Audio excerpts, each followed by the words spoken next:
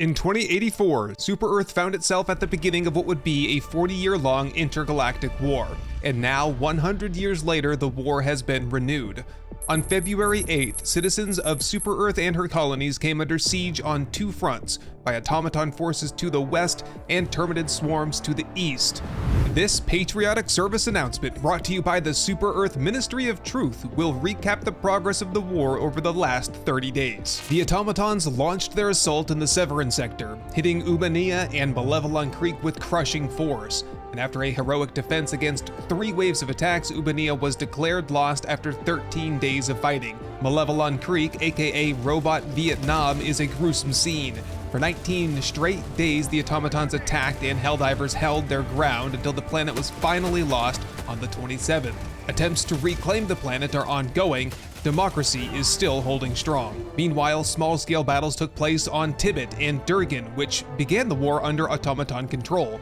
Both campaigns were abandoned with the loss of Ubania. The situation in the Severin sector is looking grim. After these sweeping successes, the automatons invaded the Tsar sector. Bloody back-and-forth battles to defend and liberate planets have been ongoing for the past several weeks, highlighted by the stubborn automaton attacks on Mantis and Dropnir. All 5 planets in this sector have seen ferocious fighting, but currently all but Dropnir are 100% secure. With their central advance stymied, the automatons turned north to the Trigon sector with fresh attacks on Vandalon 4, Troost, and Ustotu. And with Helldivers stretched thin across the galaxy, those attacks have been successful. Troost was lost within 48 hours, Vandalon 4 fell in 3 weeks, and Ustotu is on its last leg. Citizens of Chopessa 4 and Virilia 5 are bracing for seemingly inevitable invasion. But good news comes out of the Theseus sector this week. After announcing Exo-45 Patriot exosuit production on Tianquan, the automatons launched a brazen attack on the planet, which was repelled in a matter of hours.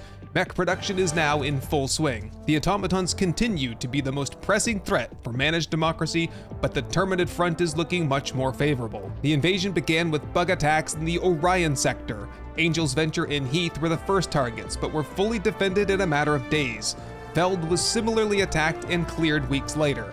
Battles are sporadically ongoing in this sector, as hidden underground hives have been discovered with swarms of bugs emerging to continue the attack. High Command has detailed a strategy to push the Terminids back to the outer reaches of the galaxy and re-establish the Terminid control system at the barrier planets. And on February 11th and 15th, invasions were launched into bug territory for control of the Umlaut sector. Victory was near total with Turing, Meridia, and Fenrir 3 secured by Helldivers in a matter of days, but Errata Prime has proven more difficult to manage with its intense heat and frequent earthquakes.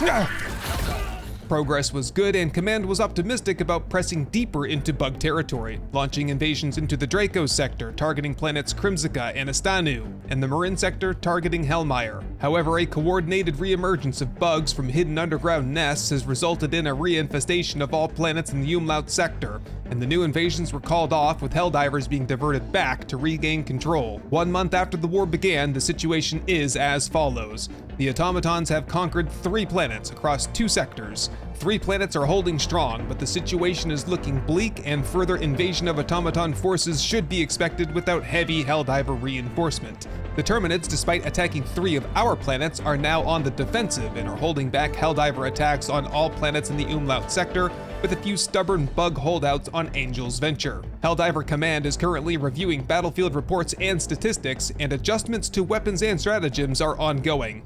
Due to over-deployment of shield packs, railguns, and breaker shotguns, there have been material shortages resulting in reduced combat effectiveness of those items. But Helldiver war doctrine is evolving, with greater emphasis being placed on orbital barrages, Punisher shotguns, laser cannons, and flamethrowers, all of which have seen budgetary increases. Research and development is ongoing, and Helldiver feedback has been heard. Further changes are expected in the coming weeks. Additionally, Super-Earth has announced a new war bond. New weapons of war are making their way to the battlefield, harnessing the power of arc lightning, plasma, and laser beams. These weapons aim to give Helldivers a much-needed edge on the battlefield.